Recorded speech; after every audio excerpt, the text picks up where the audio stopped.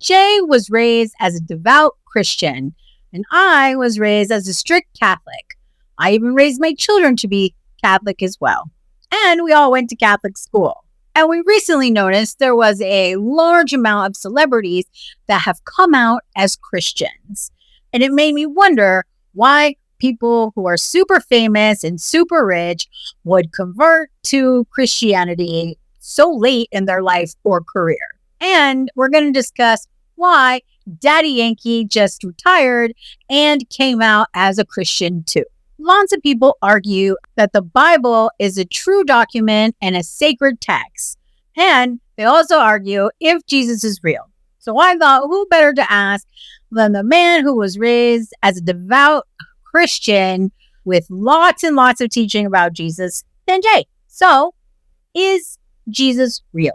Yeah, that doesn't put me on the spot at all, but it's a great question. So I think if you Google this or research it at all, you find countless people, scholars, archaeologists, etc. Like Indiana Jones? Yes. Both Christian and atheist or secular or whatever. And generally the consensus is historically he was a real person.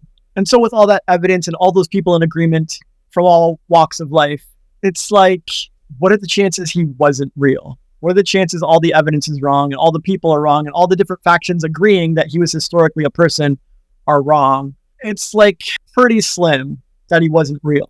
But what are the chances that everything you've heard about him is fake or exaggerated or blown out of proportion or a made up story or something someone ascribed to him with an agenda rather than the true historical account of the man himself? Well, in my personal experience with people over the years, things get lost in translation and muddy. It's like a game of telephone, that game that we used to play when we were kids. So I really believe that even if he was a real person, that all those stories might be exaggerated to sell copies of a book, which, by the way, the Bible is the #1 best-selling book in the world every year. So, yeah, I think that the stories definitely got muddled and muddied about who and what he was. Yeah.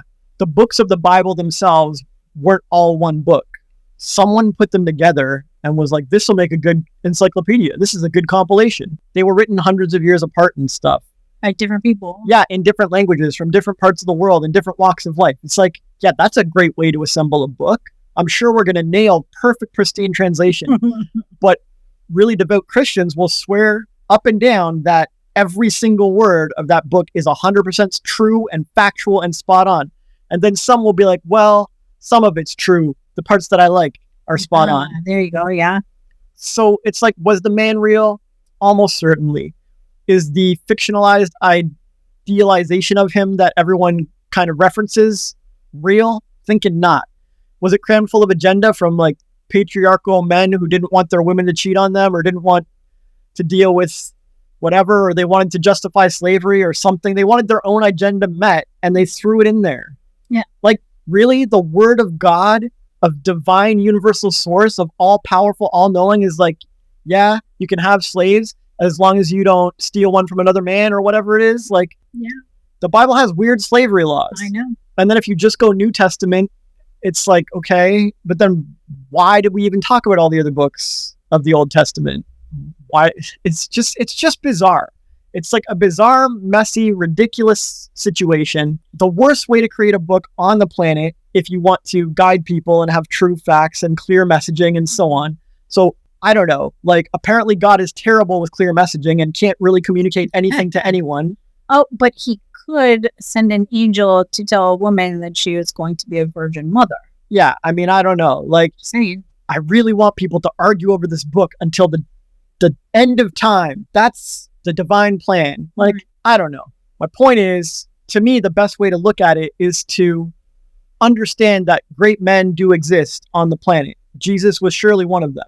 And following in that great man's footsteps would be an awesome thing. But believing every word that you're taught or told or read about said great man is probably not a safe path forward. Because you're going to believe some pretty whacked out shit. Agreed. Yes. Agreed. Well, and then there's the difference between the New Testament and the Old Testament. There's completely different feel The Old Testament was full of like anger and like almost like fearing they were God. written by two different people I know, or many people. Yeah. or two different societies or cultures who had very different values. Yes. 300 years apart. Definitely. I always found it interesting that they put them in the same book. Like I've always felt like that should be broken up in two different books because the first one is so there's so much of that fear God. But if he's a loving God, why do I need to fear? So these are questions as a child I asked. And if I asked in school, it was not met with great answers. Well, and to me, it doesn't even matter because one of the earliest things I asked was, what about countries and small tribes and stuff on the planet that don't have access to a Bible?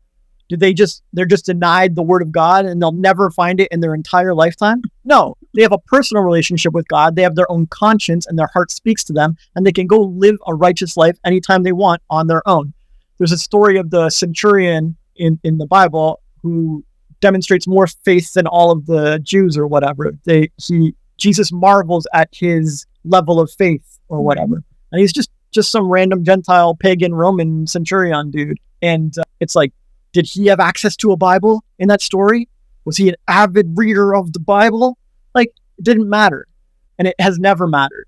Yeah. And so arguments over whether Jesus was real or whether the Bible is the word of God or any of this stuff seems super meaningless to me, because if a centurion back then can get into God's good graces just by following his heart and showing love or whatever, then without a Bible, then why can't we today, right? And why can't someone in a pygmy tribe in, I don't know, wherever like Timbuktu, right? Yeah. Yeah, I totally get you. And so what does it matter? What does any of that stuff matter? It does not. It should not. Yeah. And it doesn't matter for those people I just mentioned, and it shouldn't matter for you. If you have your own personal relationship with God, you can learn about it in any number of ways. Yeah. And you would never be limited to one specific edition of the Bible that God recommends. What do you think about the people like me who pick and choose what feels best from the Bible and from my religion, from Catholicism? So this is a whole different kettle of fish, because we're all given feelings and they're helpful to guide us, but most people are just at the mercy of their feelings. So there's never a point there's rarely a point for them to go by their feelings for what's right. Like, unless you've trained your intuition and practiced your feelings and you're very good at telling what's right and discerning what's correct and aligning your intuition with a greater good or a better cause or a win-win situation, then you're just going to be thrown off by your feelings. Like, you'll read something in the Bible and be like, yeah, exactly. See, wives are supposed to be loyal to their husband. And then you'll ignore the many concubines Solomon and David had or whatever. Right. And it's like, but is that correct? Well, it feels right. It feels like that stuff's new. And then you'll start to justify it. That's from the New Testament and that was from the Old Testament. So I believe this one and I don't believe that one. And then you'll talk to some poly triad relationship or whatever. And they'll be like, yeah, we're all for the concubines and we believe in the Old Testament way. And that's the one we believe. And then they'll start arguing over which one's the word of God and all this stuff. And it's like, they're all just going off their feelings of what feels right. And it's like, but are they both right? And to me, they are both right because God and nature and the universe loves variety, and it loves some people that live like Solomon and some people that live like super monogamous. And that's healthy for the world. It's good to have both. It's good to have a splash of both. And God would never judge either of them. Jesus would never judge either of them. He would make room for both of them to thrive and be loved and be welcomed and whatever. And he would say that, as long as you follow your own heart and your own personal relationship with God, you can walk with pride and know you're doing the right thing on the right path, which works if you are quite practiced and you know yourself and you know your feelings and you know your intuition, and you can tell when you're being guided towards a blessed win-win solution, or you're being guided towards some ego defense or personal agenda or some small-minded thing. Mm-hmm. Thing is, most people I meet are really not good at telling the difference. No, they're not. They just tell me what they feel. Yeah. I'm like, well, that's great. I'm so glad you know what you feel. But do you know if your feelings guiding you towards a small-minded agenda or a greater good win-win solution? Oh, no, you have no clue. You just know what feels good. So yes, we all have our own personal relationship with God. And yes, our feelings play a key role in that and our intuition. But no, you shouldn't just run out and believe every feeling you ever encounter ever. All right. That's good. Well, there was a time where I was very devout and we were going to church often. And I found myself being very judgmental. One day I was sitting at Mass with the kids and we were waiting for Mass to start. And I caught myself judging the people around me in the church. And I said to myself, that's it. Like, I can't, what am I doing? I was way before you and I knew each other. And so I took the kids when we left and they were like, is everything okay? I said, I felt myself being extremely judgmental and I didn't like it. So we're not going to go every week. We're going to go when I feel like it. And that's how we continued our religious experience together, the kids and I. Great. Because one of the key, core, vital, foundational principles of Jesus and what made him such a great man was the non-judgment, Right. the acceptance, the love. Yeah. Judginess was like the last thing on this man's Yeah. agenda. It felt so gross. He goes through like every story of the Bible judging almost nobody. Yeah. And the times when I do read about him judging somebody, it always feels shady and weird, like someone wrote that story about him. Like, Yeah, it feels off. like they put it into the Bible. Yeah. And Jesus said, cheaters are gonna die and go to hell. And I'm like, did he though? If I met him and shook his hand, would he do that? Because he hung with harlots and thieves and tax collectors, and he believed in the centurion. And was he really that? I feel like you wrote that because you got cheated on, dude. Yeah. Yeah. So I'm not encouraging cheating, but I'm just saying. No, I get what you're saying.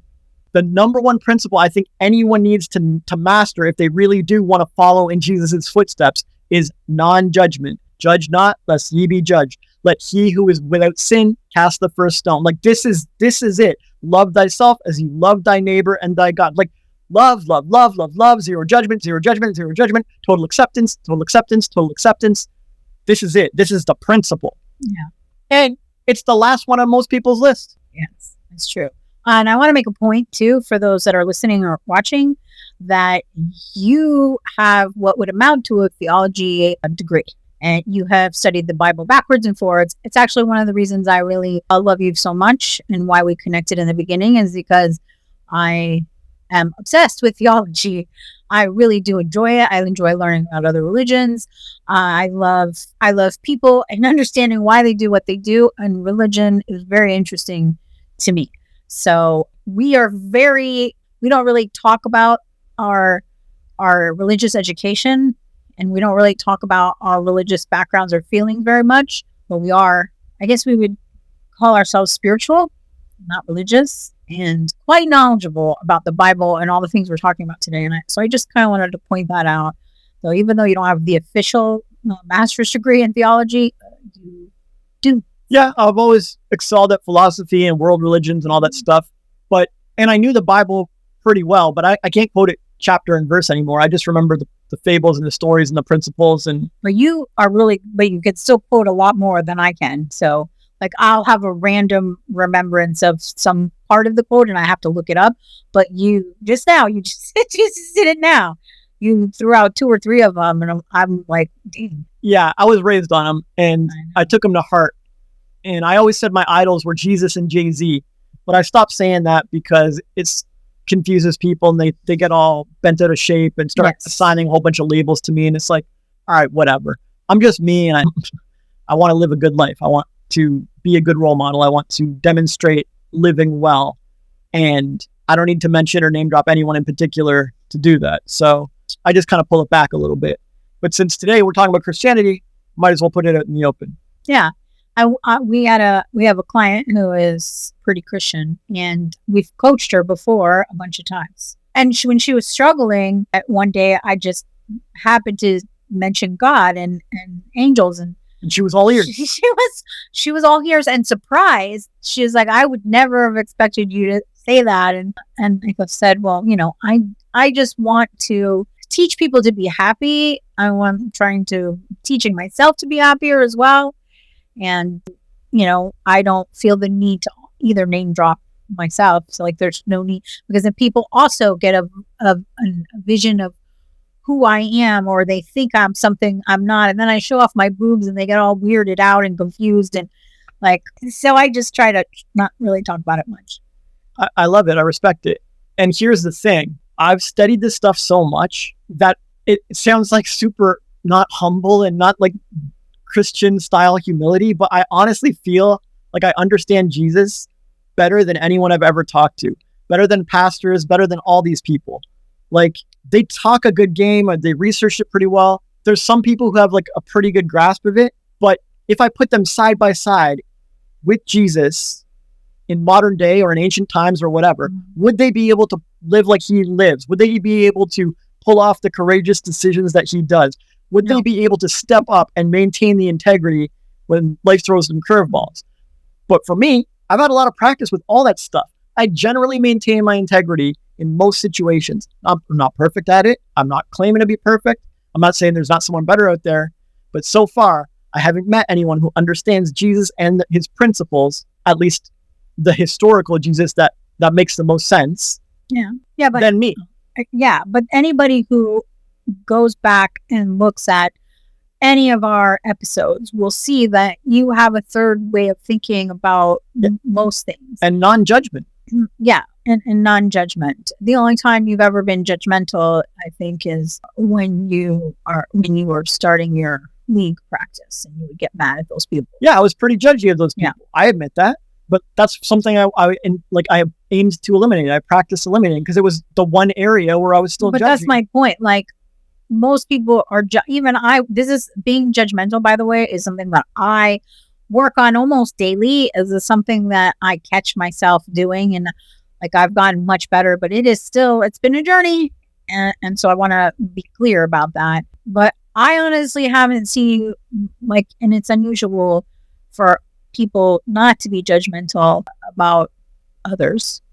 And I've said it before, like, you're so freaking annoyingly positive that I can't be negative around you. And sometimes it is annoying, but it's good because I'm aiming to be that way too. So yeah, and so now we're left with this situation where I feel like whatever pastor convinced Kanye and Daddy Yankee to turn Christian, I could run circles around. I feel like I know Jesus and the Bible better than them. Not that I can quote it better than them or I can nitpick better than them, but that I understand the principles better than them. And I bet you if I examined their life, it would be full of crazy judgment. And if you examine mine, there would be very little judgment. Well, also, I'm practiced at non-judgment. It's a skill and it's a talent, and I'm good at it.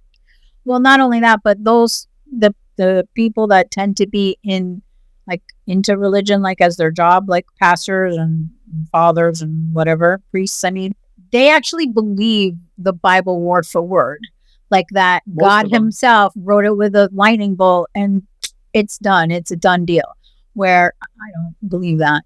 Well, Neil Donald Walsh, who wrote Conversations with God, he takes a more metaphorical understanding of the Bible stories. He doesn't see it word for word. Same with the pastor or ex-pastor Bill Donahue. He sees Jesus as teaching quantum mechanics or law of attraction and light and so on. And he sees it also as allegory and metaphor. Like Pulp Fiction. Yes. And it's very interesting and insightful. But even then, I feel like we would have a really good discussion because I could offer some insight and show them how it might apply more. Like a more practical understanding of these teachings. But I just want to add one more little thing and then we can move on to number 2. So if anyone who is into manifestation or law of attraction and also is a Christian or believes in Jesus or spiritual or whatever is interested in knowing about Jesus and the law of attraction, I'm going to link your article in the description. jrise.me/Jesus. That's right. It's actually really incredible article that I had never ever heard of anybody showing how law of attraction is used in the Bible, how Jesus used it. And it's a really, really good article. It's really interesting. It's a kind of long, well, way worth it. And it changed my view on Jesus in the Bible, actually, after reading it. It was really, really interesting. I highly recommend it. Thank you. That's prayer, right? Prayer is manifesting with your mind. Yes. So. Yes, it is. Exactly. And so while I tell people I don't really pray, I don't, but I manifest with my mind.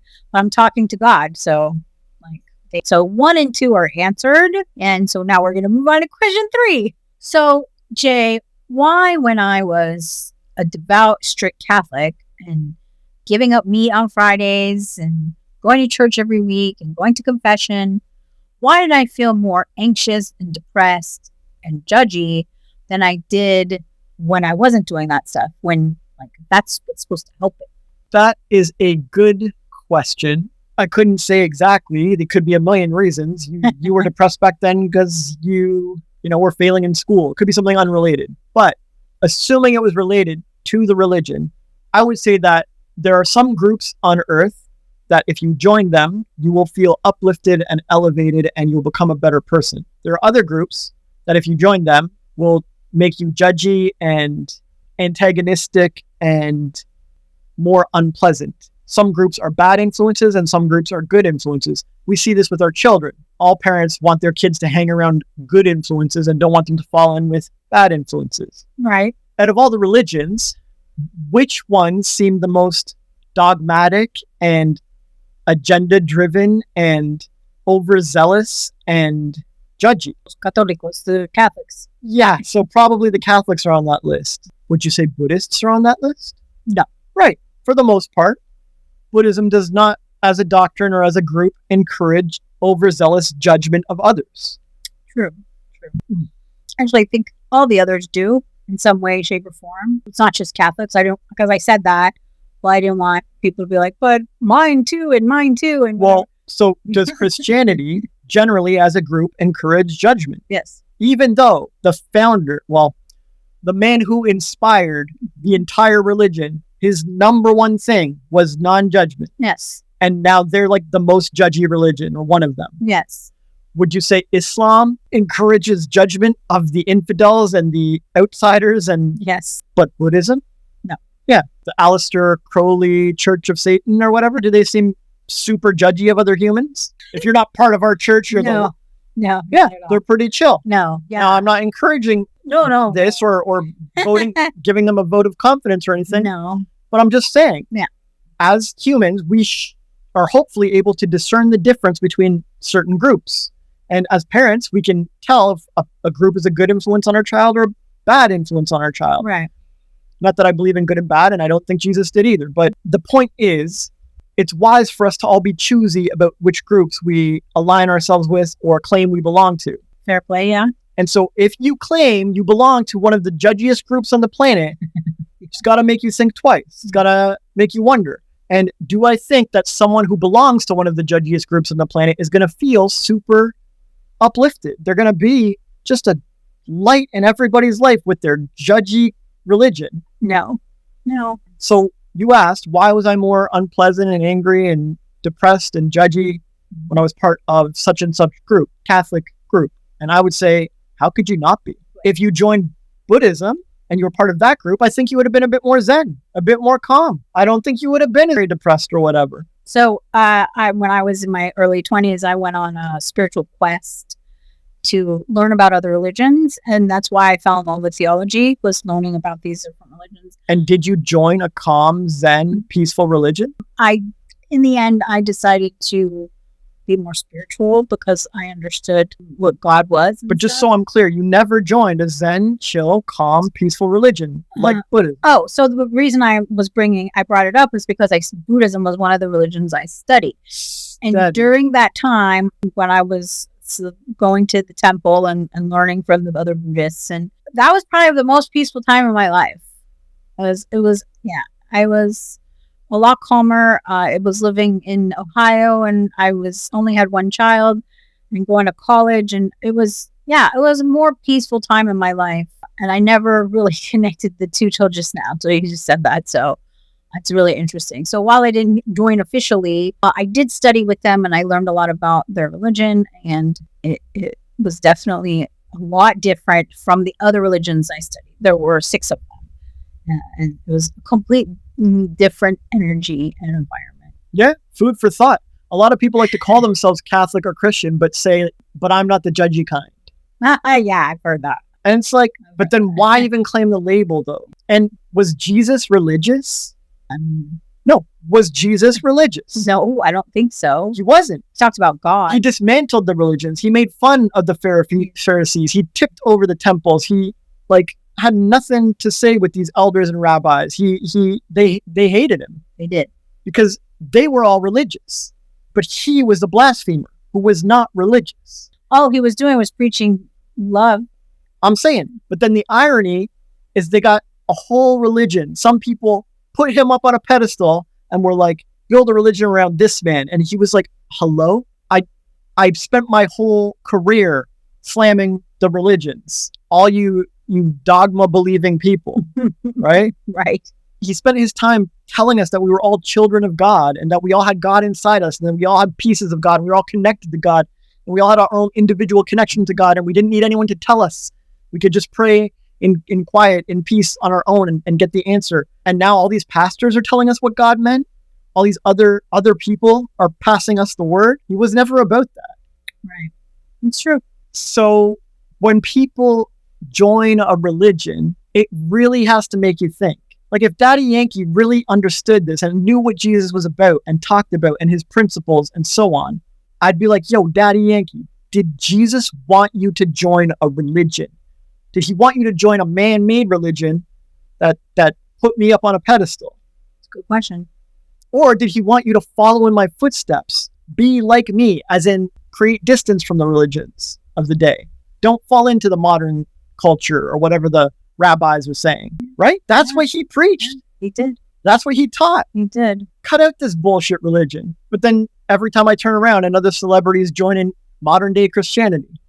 Yeah. And like, I don't know if they joined an exact church or what the deal is, but they have come out as Christians, a lot of them. And I'm not against that, but it's noteworthy. Well, it's noteworthy because there's a few of them, like Justin Bieber, Nicole Kidman, Kristen Chenoweth. I love her so much. Kanye West, Daddy Yankee.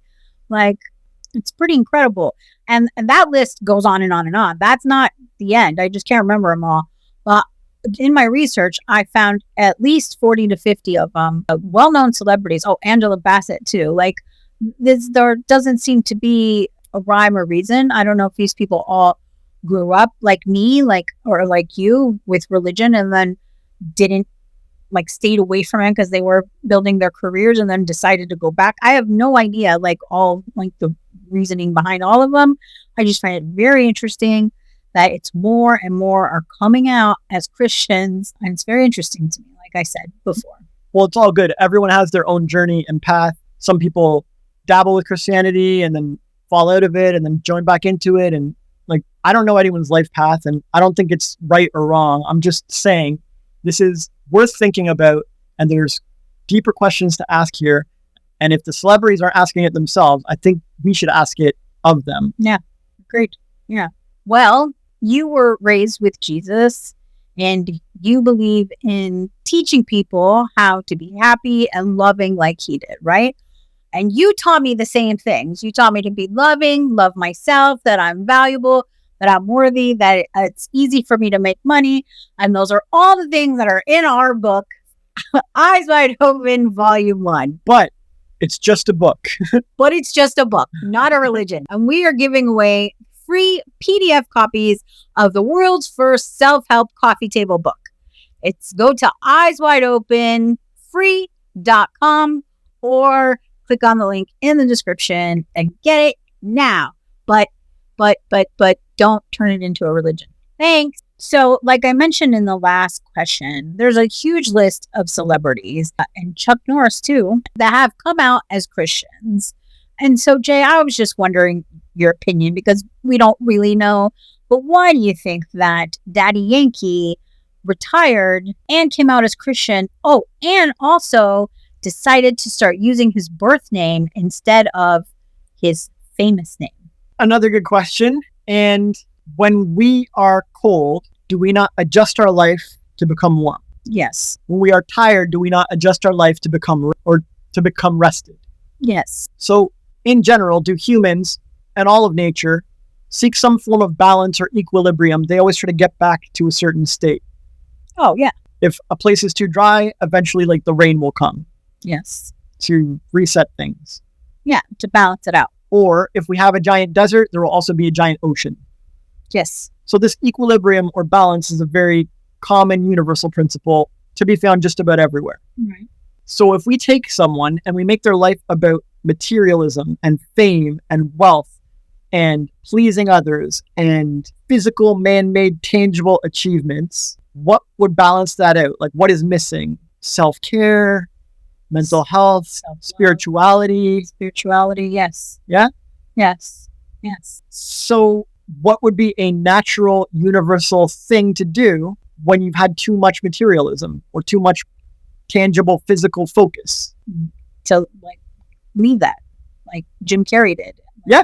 Jim Carrey turned super spiritual. He did. He went more of a law of attraction, quantum science route, Yes. but he still took the focus of all of his material success. Yeah, and he started focusing and teaching about manifestation. Yeah. Yeah. And then Kanye achieved all kinds of things in the material world and then put his attention on something more spiritual, no? Yes. Yeah. So does this seem that weird No. when someone's cold? No. They That you say that. Don't say it like that. No, it doesn't seem weird. But it is interesting. I would be curious to see, out of all the celebrities who have come out as Christian, how many of them came out after they were already successful? Like, were they talking about it when they were coming up? Yeah, I don't know. Right. For most people, it's a journey. Seeds are planted. They talk about it.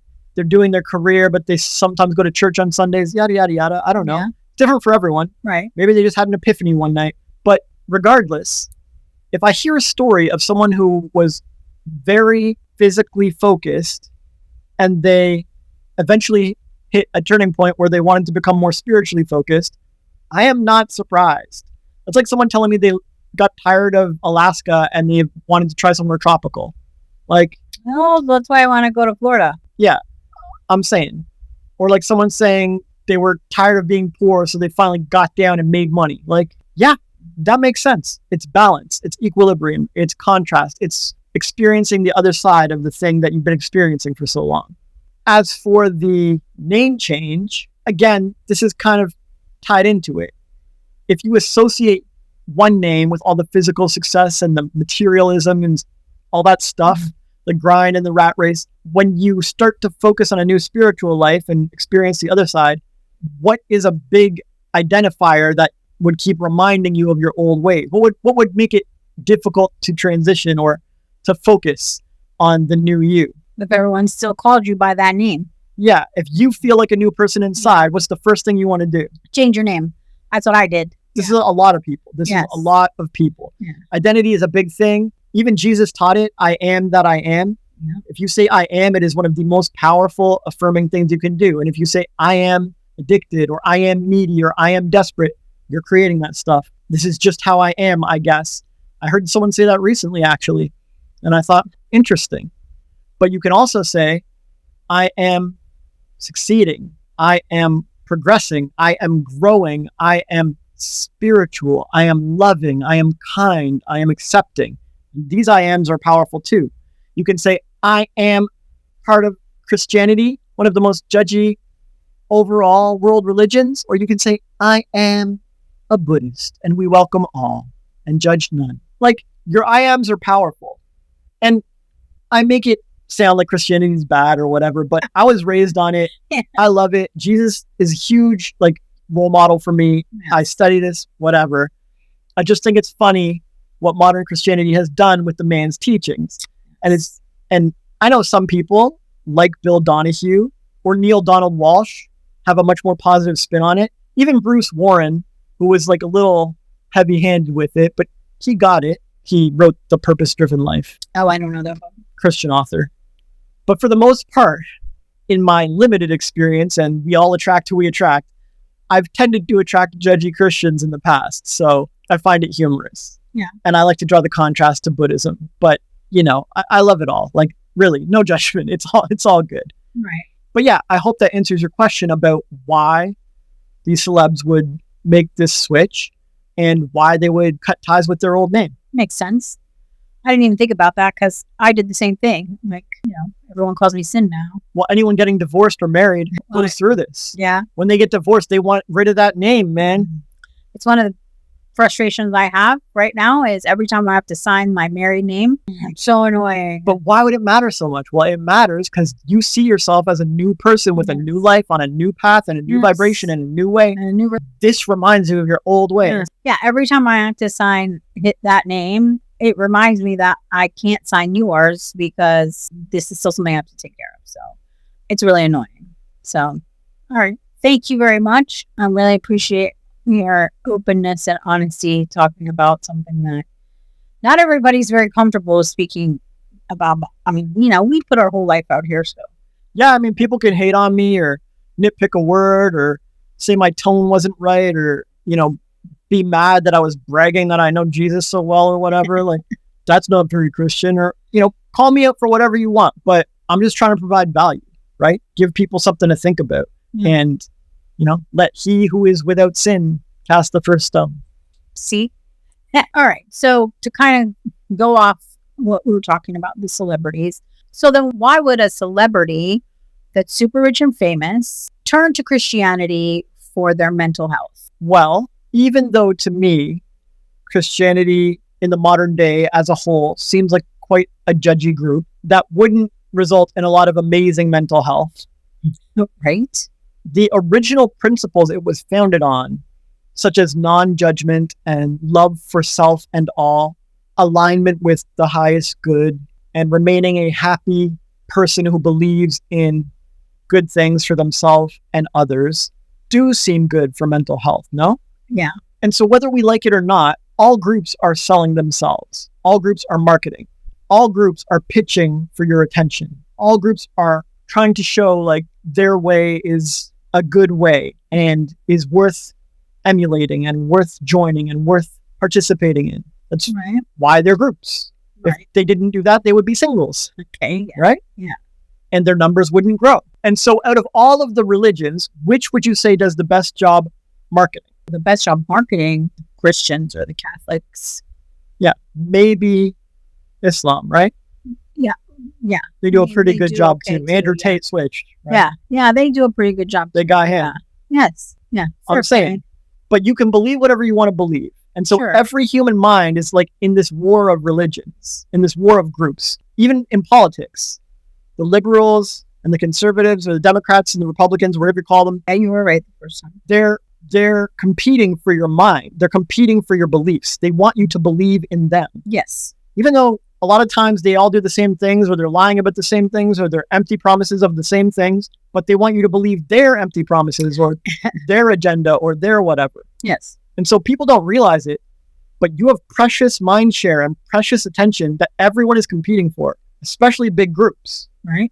And every group that gets one more number, one more convert, one more allegiance is excited. They're like enthusiastic. They're like, yeah, we got another one. Right. And they don't come out and say it. And they don't have some weird like puppet master thing behind the scenes. Yeah. But deep down, secretly, they're like, my religion's bigger than yours. More people believe in mine. Well, Christianity is one of the most popular religions, man. Yeah. You're going to argue with that many people? Oh, well, Islam is one of the most popular religions. This is what happens. I mean, I'm just making light of it, but it's actually a serious matter. Everyone who comes to Earth and grows up from a child to an adult gets the choice of where they give their attention and what group they give their allegiance to, or no group at all. And what often happens is the majority of people, the vast average Joe group of people, will end up giving their allegiance to whatever marketed to them the best. So it doesn't matter if it was a judgy religion or a mean religion or a Satanist religion or a Buddhist religion or whatever. All that matters is how well did they market to your fears and your beliefs and your desires. And if a Christian pastor meets a celebrity and is like, what has all your wealth gotten? How are your relationships? Do you have real friends? Can you even believe anyone, or are you just surrounded by yes men? And it starts the marketing. And the celebrity starts thinking, yeah, man, this is not good. Right. And then the pastor doesn't say, well, there's a whole bunch of spiritual religions out there that you should explore to learn your spirituality. They don't send you to a competitor. No. They don't say explore the market. No, that's bad sales. They say, no, we have the solution. Yes. We are the answer. Yes. Jesus is the way. Yes. Our judgy church over here is perfect for you. And so then what does the celebrity do? They've been set up, they've been marketed too well, and they've been spoon-fed the solution with a beautiful sales pitch. If they're a super smart spiritual shopper, they will go do their research and check out the market, go on a theological journey and explore. But if they're used to just throwing money at problems and getting what they want, or paying whoever makes the best pitch, then what are they going to do? They're going to donate to the church plate and join. Yeah, it's true. So again, this is not to paint any nefarious picture on any of this stuff. Everyone has to market. Everyone has to sell. Every group has to do this. There's nothing wrong with it.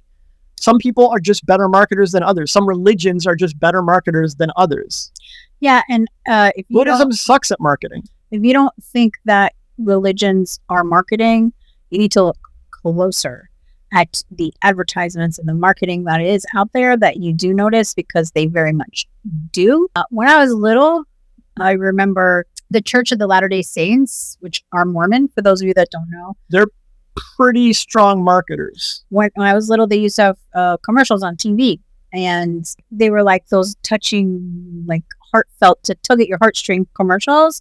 And then at the end, it was like, oh, join the Church of the Latter-day Saints, or we'll see you, whatever. And there was one by our house that always had they had witty letterboards in front of the church. And I used to like to drive by because every week they changed it. But when my mom told me that was the church of the commercials, because I used to complain about the commercials, I kind of was like, it turned me off. It bothered. I was a kid too. And I thought it was weird. Why would you be advertising your church? No, but they had aggressive TV marketing. Yes. And it might not have resonated or landed with you, Yeah.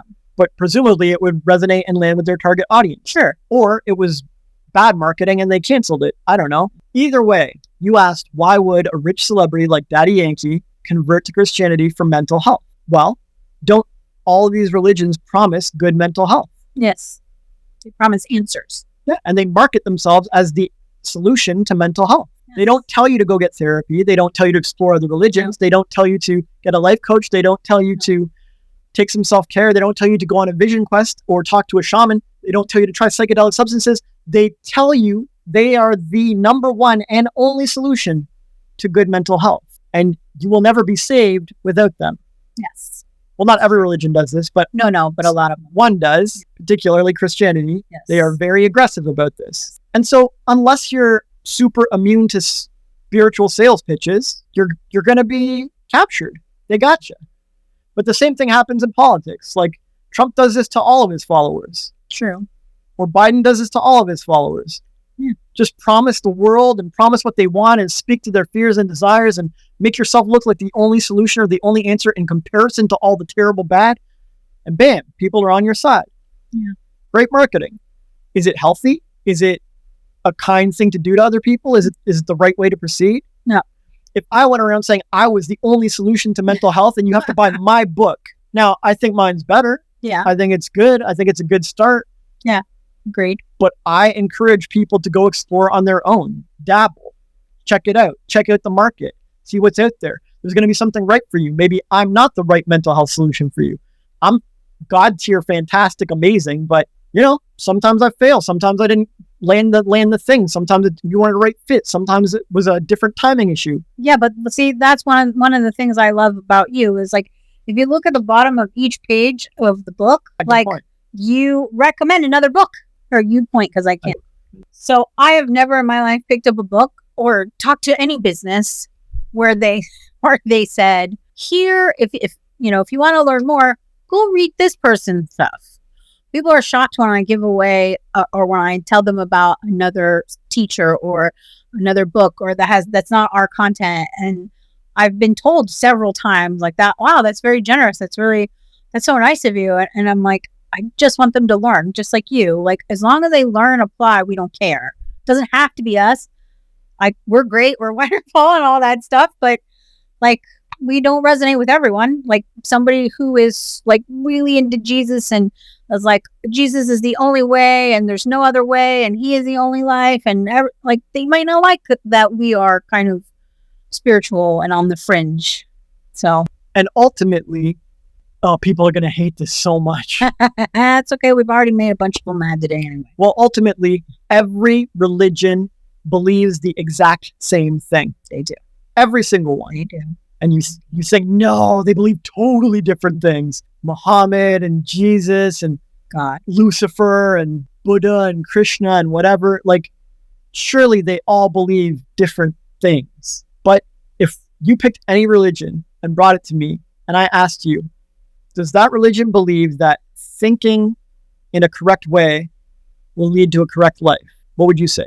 Yes. Okay. And if you bring Christianity to me, do they believe that thinking in a correct way will lead to a correct life? Yes. But if you bring Buddhism to me, thinking in a correct way leads to a correct life. Yes. If you bring the Church of Satan to me, thinking in a correct way leads to a correct life. Yes. If you bring Wicca to me, the Wiccan handbook or something, do they believe that thinking in a correct way leads to a correct life? Yes. And do all of them do the same thing for feeling?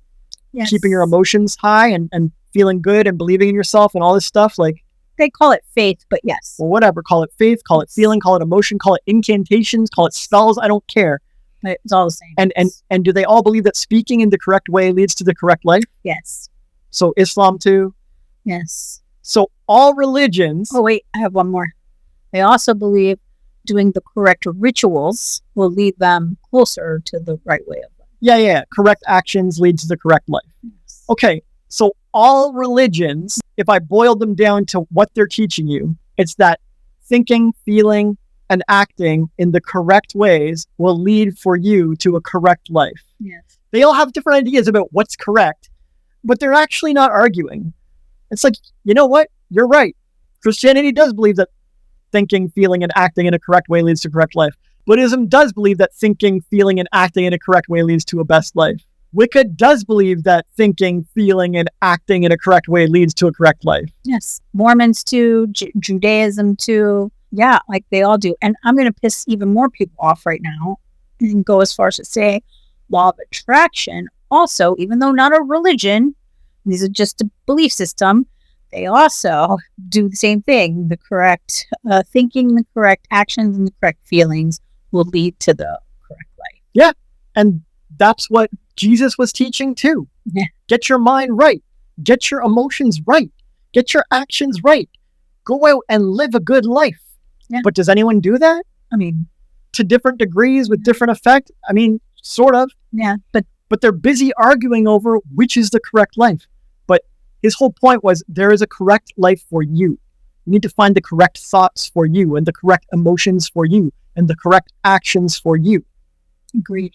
The correct thoughts, emotions, and actions of a UFC champion might be different than the correct thoughts, emotions, and actions of a janitor. True. My grandfather was a janitor, and presumably he thought differently than the UFC fighting champion. Right. That's fine. But they're both aligned and they're both living their best life, or they could be both aligned and living their best life, thinking in the correct way and feeling in the correct way and acting in the correct way for them. Right. It's a personal relationship with God or the universe or source or whatever you call it. And if you want to attract heaven on earth, you can, and you'll attract more heaven on earth the better you align your thoughts, feelings, and actions. Yes. And people who are miserable have not done this, and they refuse to practice this, or they practice it very minimally. And the people you look up to and you're like, oh, they have the greatest life. They're people who have thought, felt, and acted in ways that are correct for them for quite a while. Sometimes that takes you on a journey where you dabble in Christianity for a while and then Buddhism, or you become a celebrity and then you convert to something spiritual and retire or whatever. I don't know. I can't say. But I do know that inside you can tell, you can feel if you're living right. Yeah, it's true. Right. This is where, again, I'm probably going to piss more people off, but like I've said this before in other episodes, this is why we suffer so much with anxiety and depression, because somewhere in those things, we're not thinking or doing or feeling the way that we are meant to be. Today, I had some issues of my own because I wasn't feeling what is my brand. And I laugh and I do quotes because I call it my brand, even though, well, one, it is kind of my brand, but two, because it's the way I choose to live. I want to be a kind and loving and sweet person. And today I was not. Today I was a nightmare. I yelled. I was short, not like in stature. I was hair triggered. I yelled at the neighbors and like, I don't do that. This is not me. This is very much off brand. And why? Because I wasn't feeling and thinking and doing the things I needed to do personally to feel good and to live the life I'm meant to live. And it's different for everybody. What's right for me isn't right for you, isn't right for you, or all different people.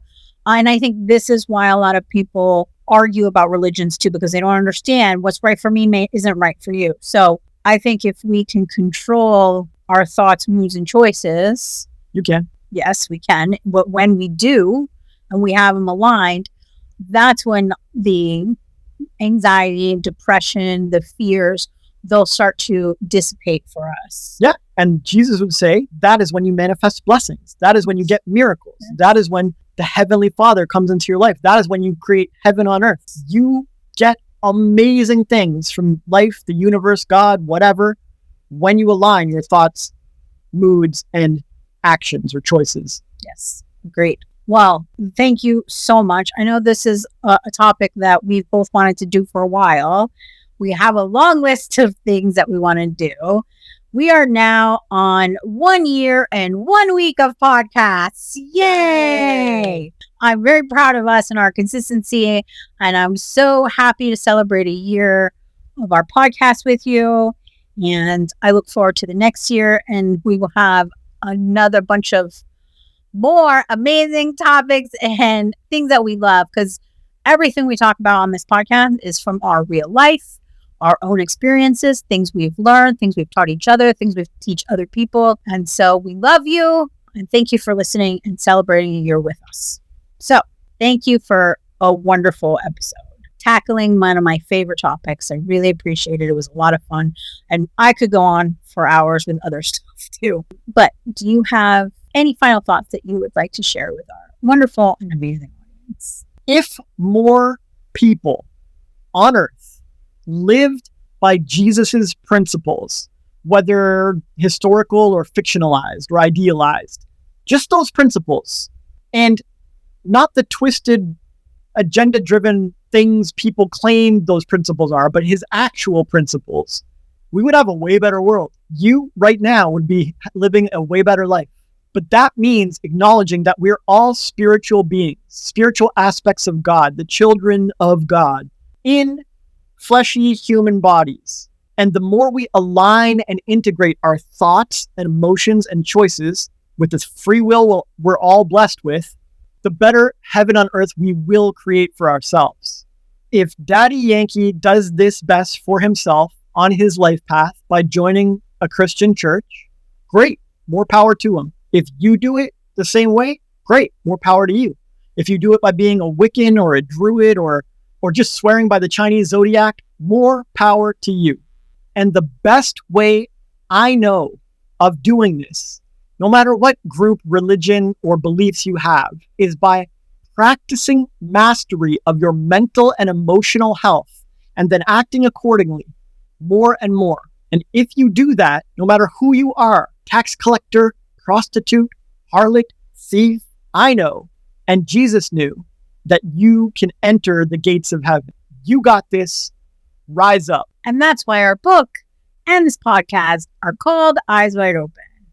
And after today, you will know Christianity on a deeper, different level than those around you. So now go to this video here called Law of Attraction and the 5 Reasons You're Doing It Wrong to learn more about the spiritual side and to help you keep your eyes wide open. Keep rising.